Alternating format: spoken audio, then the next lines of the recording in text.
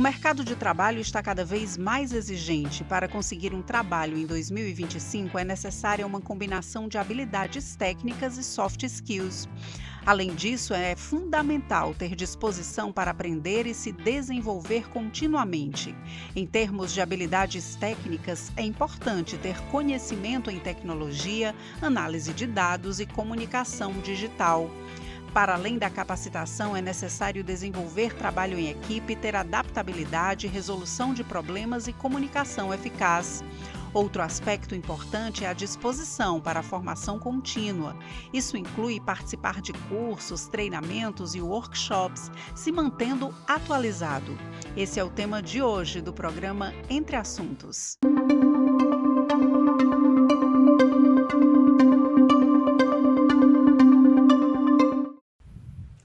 Para tirar todas as dúvidas sobre o ingresso no mercado de trabalho, nós estamos recebendo Fernanda Macedo, diretora da Life DH Psicologia. Muito obrigada pela presença aqui com a gente. Um bom dia. Bom dia, obrigada. É um prazer estar aqui com vocês. Fernanda, para começar pelo beabá, né? Sim. O que é imprescindível para entrar no mercado de trabalho hoje? A gente poderia dizer que ainda é um bom currículo?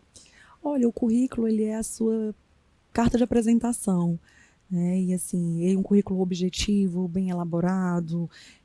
Muito se fala da questão da inteligência artificial e para nós recrutadores tem sido amplamente utilizado inclusive na triagem.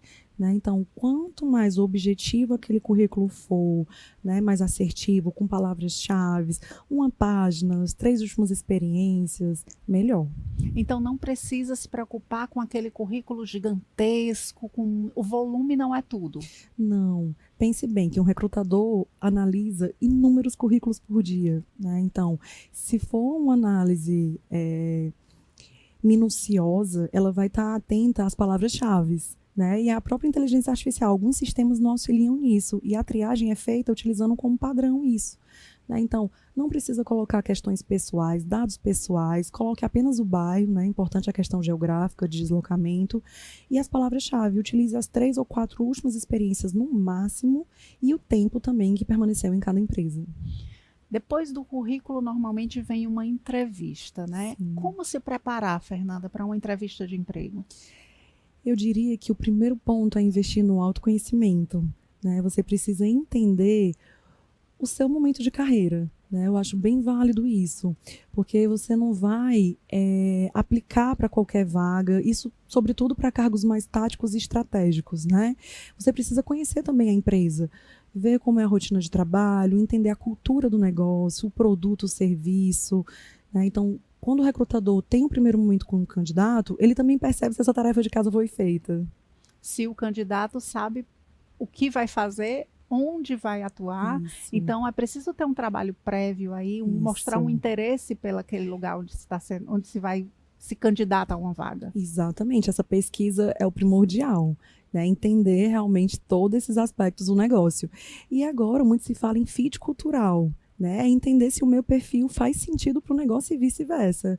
Uma análise que é feita e é bilateral, de ambas as partes. A gente sabe que a capacitação profissional é fundamental, isso é indiscutível. Você precisa estar habilitado para desempenhar aquela função e bem Sim. habilitado. Mas é só isso? Ou precisa ter algo mais? Olha, eu diria o conhecimento técnico, vamos fazer uma analogia de pirâmide, O conhecimento técnico, ele está na base, muitas vezes é um pré-requisito de entrada, para determinada vaga. Mas existe todo um acervo de competência comportamental, que são chamadas de soft skills. E eu diria mais que nesse aspecto do comportamento, o que muito se escuta? Eu contrato pelo técnico e demito pelo comportamental. Eu tenho certeza que ou alguém já vivenciou isso, ou já presenciou isso em algum negócio, que a pessoa tem um currículo excelente, tem os pré-requisitos de graduação, de especializações desejáveis, mas quando está no dia a dia, existem gaps comportamentais que acabam atrapalhando o processo como todo da empresa. Esses gaps comportamentais, poderia exemplificar alguns, Fernanda? Sim, claro. Nós da área da psicologia organizacional, nós temos a capacidade de realizar mapeamentos de competência. E esses mapeamentos muitas vezes são feitos por grupos de cargos. cargos de liderança, tem determinadas competências que são exigidas, né, como gestão de pessoas, né, comunicação assertiva, mas para te falar, Elba, em relação a competências que são amplamente exigidas numa coletividade maior de cargos, né, traria influência e carisma, que isso entra uma questão de bom humor, né, ninguém merece trabalhar com alguém com cara fechada que você dá um bom dia, né, e não dá um retorno positivo. Amplamente também valorizado a questão da flexibilidade cognitiva, que é aquela habilidade de você aceitar um novo modelo de trabalho proposto, de você aceitar novas perspectivas, é sair da síndrome da Gabriela, né? Eu nasci assim, cresci assim, você sempre assim. É ir contra isso. Uma comunicação assertiva, né? A comunicação assertiva é quando você está disposto que o outro compreenda, né, a mensagem sem ruído, enfim. Uma questão aberta também à criatividade, aprendizagem contínua, que é o lifelong learning, né, que acaba sendo, eu terminei minha graduação, estou pronto, não é isso. Durante a vida a gente sabe que a gente não para de aprender. A gente aprende quando conversa com o outro, a gente aprende quando lê um livro, né, a gente aprende de inúmeras maneiras. Agora, Fernanda, quais são os maiores desafios hoje para uma pessoa que está fora do mercado? Sim. Ela precisa estar graduada, estar em constante aprendizado, ela precisa estar atenta a questões comportamentais. Sim. O que é mais que eu posso fazer estando fora do mercado para conseguir me inserir nele? Sim. Olha, o comprometimento consigo com sua carreira, né? Para o processo de plano de carreira, existe uma autorresponsabilidade nesse processo. Então, eu não posso esperar do outro, eu não posso esperar que a empresa apenas invista em mim, eu preciso estar toda hora em movimento, né? Então, para isso, eu posso... eu não tenho muitos recursos financeiros para dispor isso, mas a gente sabe que a internet ajuda nesse processo. Busque vídeos, busque listar essas competências, né, que a gente mencionou anteriormente. Uma ajuda para isso é você buscar quais competências são exigidas para o cargo que você está aplicando. Né? Vamos pensar num cargo de analista financeiro. Um analista financeiro é exigido um planejamento, é exigido, né, um comprometimento. Então, liste essas competências e classifique como está a sua autopercepção em relação a isso. Quando você tem essa visão, você consegue buscar, fazer um plano de desenvolvimento, né, de modo que você consiga crescer nesse aspecto. E na hora da entrevista, o recrutador vai perceber. Porque demonstrar vulnerabilidade na entrevista é transparência, não é uma fraqueza. Fernanda, agora, nesse meio digital, nesse mercado tecnológico, a gente sabe que mudou muito o perfil de necessidade, né, das empresas também, né? Sim. Quais são as principais tendências hoje para esse ano, para esse momento, né, do mundo, as principais tendências de mercado? A área da tecnologia vem em ascensão, né? Um determinado período, diria que pós-pandemia, a gente teve uma aceleração maior, os modelos de trabalho, remoto, híbrido, que também estão mudando, tem muita empresa voltando para o modelo presencial, né? Então, quando eu falo da flexibilidade, é uma flexibilidade que abrange essa perspectiva de você estar aberto a inúmeras possibilidades de trabalho, seja esse modelo que a gente mencionou, seja também essas questões comportamentais. As áreas de atuação que estão mais em foco, tecnologia, área de marketing está muito forte, a área da comunicação de um modo geral, né, tem sido áreas com muita ascensão. A própria área de RH, o investimento em pessoas tem sido muito forte nas empresas também, né, temos aí um NR que a partir de maio vai entrar em jogo, que é justamente o cuidado com a saúde mental do colaborador. Né? Então, acho que quem fica atento a essas mudanças de mercado também tem mais possibilidades. Há uma tendência também muito grande hoje, principalmente com essa abertura tecnológica também, as pessoas empreenderem, né? Essa tendência, de uma certa forma, ela tem exercido uma pressão muito grande sobre as empresas formais ou não? Sim. Isso tem sido equilibrado? Sim. Perfeito. É importante a gente entender a diferença de emprego, trabalho e carreira, né? São 3 nomenclaturas aí distintas que se complementam. Eu posso ter um emprego que ele é a questão formal, o vínculo que eu tenho com determinada empresa, com o CNPJ, e eu tenho uma remuneração para aquilo. Né? E o trabalho não. O trabalho é a minha força de trabalho que está sendo exercida em prol de um empreendedorismo, né? De um trabalho informal. Tudo isso tem muita força. E a questão da carreira também, né? Que a carreira existe um plano E quando você se conhece, você sabe onde você quer chegar. Quando a gente fala do empreendedorismo, quem quer empreender, né, eu diria que o pontapé inicial é você conhecer a área, você pesquisar, fazer um plano de ação, fazer um plano de negócio. Né? As pessoas podem muito bem ter o aspecto técnico do conhecimento daquela área, mas não entende que por trás existe toda uma gestão financeira, comercial, né? Então tem que estar muito atento aos pilares que esse negócio precisa para se sustentar. Fernanda, um ponto que eu acho importantíssimo a gente debater um pouco é essa questão que também vai de encontro aí o que você já falou um pouco, a questão comportamental. Hoje, quando você vai procurar emprego, o recrutador, ele vai fazer uma análise ali do seu currículo, mas ele pode também ultrapassar ali, ver uma rede social, ver, isso é comum de acontecer. Sim. E que tipo de, até onde vai a minha privacidade, a minha vida pessoal e até onde vai a minha vida profissional, né? Onde é que está esse limite, esse limiar? Sim. O que mais utilizamos é o LinkedIn. Né? O LinkedIn dá uma boa base de histórico, se aquelas informações são congruentes com o currículo, né? De tempo de empresa. Tem uma possibilidade de depoimentos lá, onde antigos colegas ou gestores podem escrever um pouco sobre a experiência com aquele perfil. Isso é bem importante. E quando a gente entra em redes sociais pessoais, aí eu acho que tem um cuidado maior, sabe? Tem a possibilidade de você ter a sua rede limitada, privada, né? Quando você não abre, ela não é aberta ao público. Mas quando ela é aberta, você precisa também ter alguns cuidados com o que você expõe. Determinadas áreas e empresas têm uma formalidade maior, tem um cuidado com o posicionamento político, né? Tem tudo isso em jogo. Acho que a gente passa por um período de muita polarização e todo cuidado é bem válido. Outra dúvida, o recrutamento ele termina na contratação ou ele segue acompanhando aquele profissional por algum tempo, ou ele faz uma análise pós-contratação, se vai indo bem, se não vai, vocês têm uma análise de assertividade, enfim, como é que funciona esse processo? Acredita que o recrutamento ele inicia no primeiro contato com o candidato, que a gente já entende ali o comprometimento, a disponibilidade, até a flexibilidade, né, para uma entrevista. E desde esse primeiro momento já existe uma análise, né, do recrutador. Quando a gente traz o candidato, né, para uma experiência, existe a chamada experiência do colaborador, né, que a empresa também se preocupa em tornar esse momento acolhedor. Né, a gente tem as integrações, que é chamado onboard, né, onde a gente apresenta o histórico da empresa, tem algo para acolher ele, mas aí dentro do período de 90 dias existe todo um acompanhamento, existe a avaliação do período de experiência, né, que o gestor imediato junto com o RH acompanha, tem as trocas a partir de 30, 60, 90 dias, para entender se essa experiência está sendo significativa, positiva para ambas as partes. Fernanda, outro ponto que eu acho interessante é a questão do ingresso na empresa pelo um processo de estágio, por exemplo, né?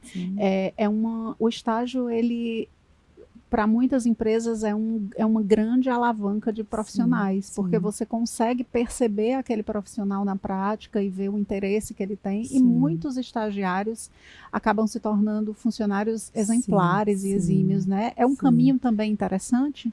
Excelente. Eu sou até suspeita para falar, porque, assim, tanto passei por isso, né, na perspectiva de estagiária de uma grande indústria, e foi bem interessante a minha trilha de carreira nesse sentido, como também venho formando muitas pessoas, né, tenho muito sucesso nisso, as empresas também, né, porque conseguem muito fazer uma troca da identidade, consegue formar aquela pessoa dentro do seu negócio, né, então quando a gente forma as pessoas, a gente consegue passar o que é necessário, a gente consegue desenvolver, né, dentro da perspectiva do negócio, do propósito do negócio, né, e muitas vezes tem muito sucesso.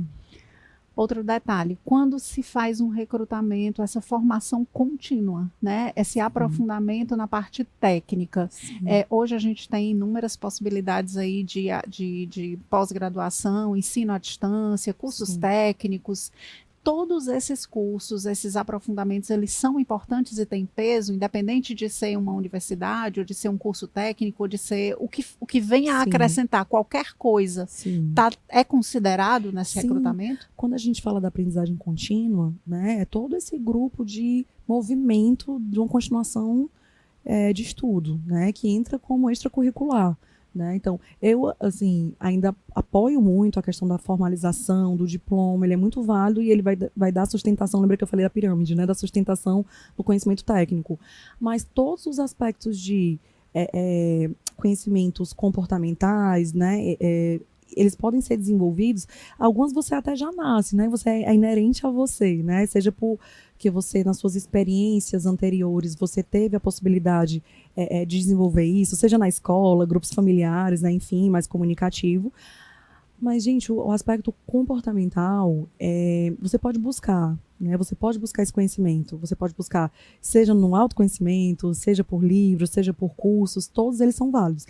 Agora, se você estiver buscando uma área específica, é importante você entender se dentro daquele negócio, o curso que você está buscando vai agregar valor, né? Isso falando do aspecto técnico. Né? Então, eu estou aqui na área financeira, mas eu estou buscando um curso que não tem sinergia, né? Então, tem que ter essa análise. Fernanda, com relação à idade, o mercado de trabalho para quem está fora dele há algum tempo, quem está tentando se reinserir no mercado, está tendo abertura, esse momento é favorável? Como é que está para esse público que está fora do mercado por algum motivo e quer retornar? Né? O que é que essa pessoa precisa demonstrar para um recrutador, por exemplo? Sim. Eu diria que flexibilidade, comprometimento, né? Essa questão de não ter parado no tempo, né? Trazendo novamente a busca contínua pela atualização, né? Não é porque você está fora do mercado, você parou de exercer. Isso acontece muito na perspectiva de maternidade, né? Muitas mães se ausentam para tirar um determinado período em atenção total ao filho e quando retornam, algumas vezes encontram uma certa dificuldade, né? Nesse reingresso ao mercado. É manter-se atualizado, né, fazer todas essas buscas e de que modo o mercado vai me absorver novamente, se existe essa questão da flexibilidade, se você está buscando flexibilidade, se dentro daquele negócio há possibilidade também, né, quando a gente fala de cultura organizacional, quando você pesquisa sobre a empresa, você consegue entender também essa identidade, né, então, e aí é a história do fit cultural. Né? Então, o que é que faz sentido para mim nesse momento? Né? É uma empresa que eu consiga trabalhar de home office? Não. É híbrido? Né? É presencial? Eu acho que são análises que o candidato também deve fazer antes de aplicar para uma vaga. A gente pode dizer que o recrutamento ele não é feito só, ele vai iniciar até pelo próprio candidato, sim. porque ele se você está concorrendo a uma vaga numa empresa que não tem nada a ver com as suas habilidades, Isso. ou só porque muita gente, às vezes, no desespero de necessidade sim. de ter um trabalho, se habilita, se candidata ali a qualquer vaga por necessidade. Isso. Mas isso pode ser uma tentativa frustrada e desestimulando e a pessoa ir ficando cada vez mais fora, né? Eu acho que é importante a gente passar essa orientação de você ter essa sensibilidade, esperar um pouco mais ou procurar se reconectar com o mercado da forma correta. Isso, e sempre que possível fortalecer o seu network, né? O futuro do trabalho é o relacionamento. Né? Então, o network ele é bom assim, fora do mercado, dentro do mercado, até quando você está atuando dentro da empresa, independente da sua área, você tem que se dar muito bem com as outras áreas, né? Você tem que ter pares, parceiros, de modo que você consiga facilitar a dinâmica do trabalho, né? Então, o relacionamento é muito importante também. Busque passear em locais que tenham convenções, congressos, feiras da área, né? Isso também é bem importante. E quem quer recomeçar, pode ser esse um primeiro passo? Sim. Pode ser se aproximar de pessoas. Cursos de especialização é um excelente local para network, né? Que pessoas que estão ali vivenciando em empresas, né? Que podem facilitar esse seu processo, né? Podem auxiliar a ampliar a sua visão acerca de determinada área, é bem importante. Agora, Fernanda, o que leva hoje a um desligamento? Né? A gente falou da questão comportamental, sim. O que é que eu preciso fazer para me manter? A gente também já falou da questão do conhecimento, de estar buscando se colocar, mas hoje quais são os pontos que levam a um desligamento, por exemplo, sim. E a um afastamento daquela pessoa de uma vaga conquistada? Sim. Muito falamos hoje sobre a questão comportamental, né, e da questão do que é atrativo. Pode ser uma questão técnica e um desligamento pode ser o comportamental. Mas o relacionamento interpessoal, né, a questão da empatia também é muito importante, o comprometimento.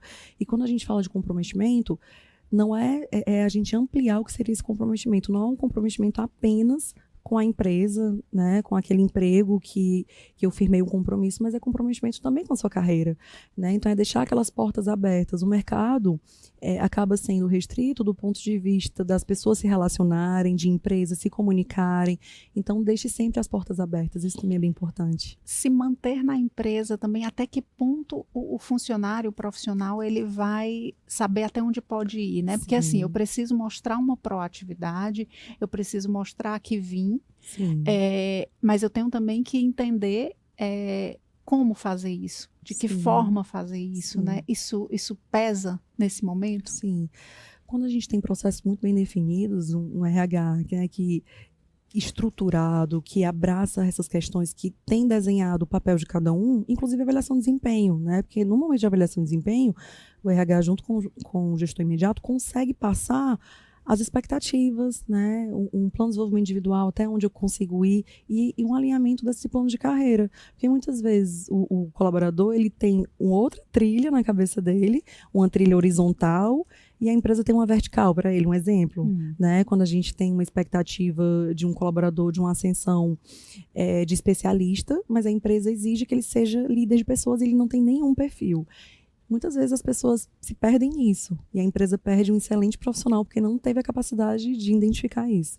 Então, a gente precisa entender que não é só o papel do profissional, a empresa também Sim, precisa estar conectada e se isso, reabilitando. É importante ter essa orientação de RH, é importante ter, isso, porque muitas vezes o empreendedor, ou o diretor, enfim, a isso, pessoa que comanda aquele negócio, não vai ter essa habilidade, esse olhar isso, funcional, né? Então, é exatamente. importante também que exista essa orientação para a empresa. Isso. Nós temos aí 3 pilares, né? Quando a gente fala do plano de desenvolvimento na empresa, a gente tem a atração, que é a questão da marca empregadora. A internet é sensível, né? Então, qualquer coisa que acontece numa empresa é amplamente divulgado. Então, a gente tem que ter esse cuidado com a marca empregadora, de que forma ela vai ser atrativa, né, para o candidato. Quando a gente está falando de um nível tático e operacional, esses candidatos, eles também escolhem, né? Eles também Isso. escolhem. A gente sabe que são profissionais disputados. Então, se a empresa for uma marca atrativa, já é um ponto. E aí a gente tem, quando entrou na empresa, tem o desenvolvimento, né? Então, a gente já falou de atração, desenvolvimento, que é o plano de desenvolvimento é justamente isso, esse acompanhamento desse crescimento, possibilidade, né, ali de uma ascensão. E a questão da retenção. Porque quando a gente retém o talento, quando a gente começa a trabalhar muito esse desenvolvimento, está fazendo muito sucesso, as empresas ficam de olho naquele profissional. Né? Então, o que a gente faz para trabalhar a retenção?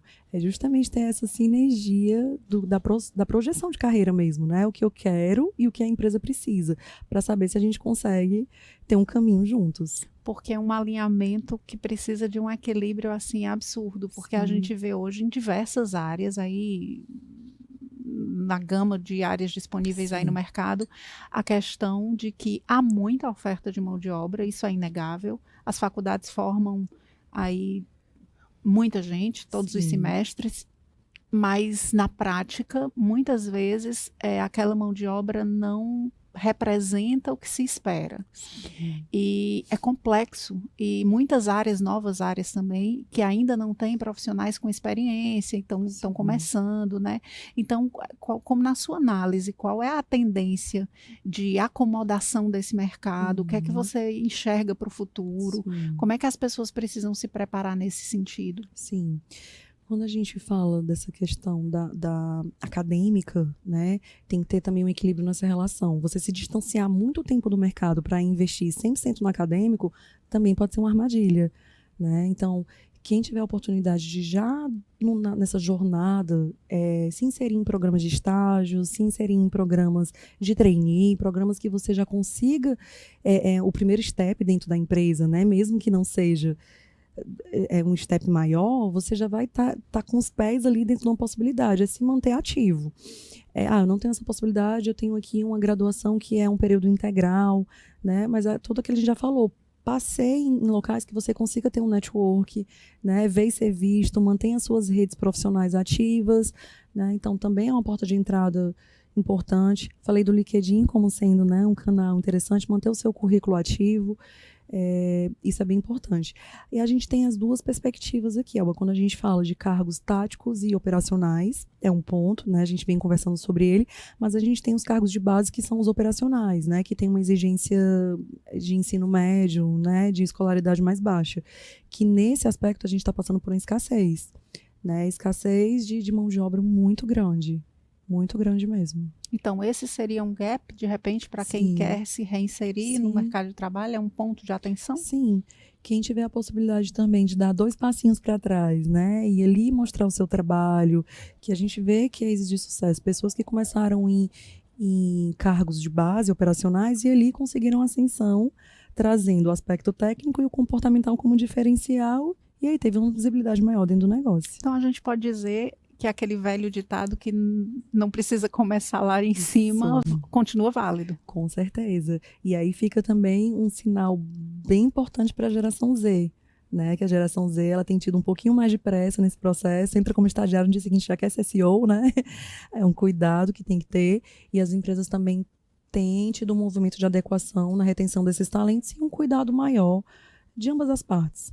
Agora, outro ponto que eu queria frisar novamente é a questão da proatividade. Eu acho que o mercado globalizado, a tendência realmente é que as pessoas sejam proativas e consigam mostrar essa qualidade, essa qualificação dentro do ambiente profissional. Eu acho que é importante a gente reforçar isso, porque às vezes a pessoa tem uma habilidade enorme, tem uma grande capacidade profissional, mas ela não consegue interagir, ou ela não consegue se mostrar aberta a desenvolver uma outra função ou uma outra necessidade ali daquele negócio. Então, é importante a gente dizer que é correto até dizer que essa proatividade hoje é fundamental dentro de um currículo? É um das soft skills que eu mencionei que seria utilizada, né, para todos os cargos, assim, coletivamente. Porque, veja bem, quando você tem uma proatividade maior, um dinamismo, né, a rapidez, você está sempre em movimento, você se relaciona melhor com as outras pessoas, as outras pessoas sabem que podem contar com você, né? Então, se a gente trouxer isso para o nosso dia a dia, se você tiver uma pessoa dessa ao seu lado como um par de trabalho, você vai convocá-la muito mais que uma pessoa que você sabe que você não pode contar. E aí tem uma visibilidade dentro do negócio, né, para esse determinado perfil. Então, currículo, comportamento, proatividade, seria essa a tríade? Eu diria que o comportamento está dentro do comportamental. Desculpa, a proatividade está dentro do comportamental, né? Dentro desses soft skills, a gente tem proatividade, atitude positiva, a empatia, comunicação assertiva, a influência e o carisma, né? Então, é um grupo, né, de competências que vai auxiliar muito, muito, muito na sua trajetória. Fernanda, então eu queria que você deixasse aí as suas considerações, o que você deseja acrescentar e que acha importante para quem está aí tentando retomar uma vaga no mercado ou quem está dando aí os primeiros passinhos para entrar no mercado. Perfeito. Olha, a questão da busca pela sua recolocação, né, pela sua inserção no mercado de trabalho, ela é árdua, ela não é fácil, porque muitas vezes envolve um aspecto de autoestima. Quando você recebe um não, isso dói, né? Isso dói. Nós, do lado do recrutador, enquanto recrutador, ou seja, né, das empresas, dos clientes que atuamos, a gente tem uma empatia nesse processo, mas a gente tem o critério muito bem definido, né? Então, a gente tem um crivo técnico para determinada vaga, né? Então, quando você não for aprovado, não desanime, né? Porque existe ali um desenho para aquilo. Mas busque também entender o que a empresa precisa, procure entender a história da empresa, procure se qualificar, estar em movimento, não parar, não desistir, porque a sua hora vai chegar. O recrutador, na hora da entrevista, ele já sabe exatamente o que ele está procurando. Então, na hora da entrevista, ele já tem a resposta que ele precisa, Fernanda. Fala um pouquinho desse outro lado, para que vocês batem o olho e vocês já sabem assertivamente aquilo que vocês querem. Sim, a gente tem isso muito bem definido, né? Porque a gente já tem um mapeamento de competências técnicas e comportamentais. Para fazer a avaliação comportamental, muitas vezes a gente chama para um segundo momento para aplicar uma avaliação psicológica, né? E para o aspecto técnico, a gente promove as avaliações situacionais, que é um case, uma prova técnica, uma apresentação, um estudo de caso, algo nesse sentido, de modo que a gente consiga uma assertividade maior, né? E para esse segundo momento, geralmente vão os candidatos que se destacaram na entrevista, né? E essa entrevista, muitas vezes, ela tem um enfoque muito mais comportamental, né? E de fit cultural, que a gente conversou, para entender se determinado perfil tem a ver com o negócio. O nervosismo ainda é constante ou as pessoas nessa era tecnológica de comunicação, de Sim, muita exposição pessoal, elas têm se mostrado mais desinibidas e sim. têm se apresentado de forma mais tranquila nas entrevistas? Olha, eu diria que isso vai muito também da condução do recrutador, né? Enquanto psicólogas, a gente sempre busca estabelecer o rapport, né? Que é estabelecer um vínculo maior, deixar o candidato mais à vontade. Temos inúmeras técnicas para facilitar esse processo, que como eu falei, nós entendemos que existe uma expectativa naquele momento, existe uma ansiedade, né? Existe uma autoestima que está ali em jogo, existe uma questão financeira, né, naquela relação. Então, quando a gente fala desse vínculo, a gente já deixa o candidato mais à vontade. E muitas dessas primeiras entrevistas têm sido realizadas de forma online, né, o que facilita esse processo. As pessoas estão ali no seu local, né, estão um pouco mais à vontade. E o segundo momento é que a gente já traz para ser realizado presencialmente, que é quando já há uma evolução, e aí é para aplicar essas ferramentas, né, de avaliações técnicas e comportamentais. Ok, Fernanda, Bom, muito obrigada pelos esclarecimentos, foi tudo maravilhoso. ai, Como é que que as pessoas bom. podem entrar em contato com vocês, ter acesso? Sim, Deixa aí suas referências, seus perfeito. contatos. Maravilha. A gente trabalha muito com implantação de RH, né? Tem sido o nosso forte. Temos um time de psicólogos, então quem tiver interesse em conhecer um pouquinho mais do nosso trabalho, conheça o nosso Instagram, @LifeDHPsicologia. Vai ser um prazer conhecer vocês, falar um pouquinho mais do nosso trabalho, né? E continuar aí reproduzindo e multiplicando muitos empregos para todos. Muito obrigada e até a Obrigada, próxima. até a A próxima. gente fica por aqui.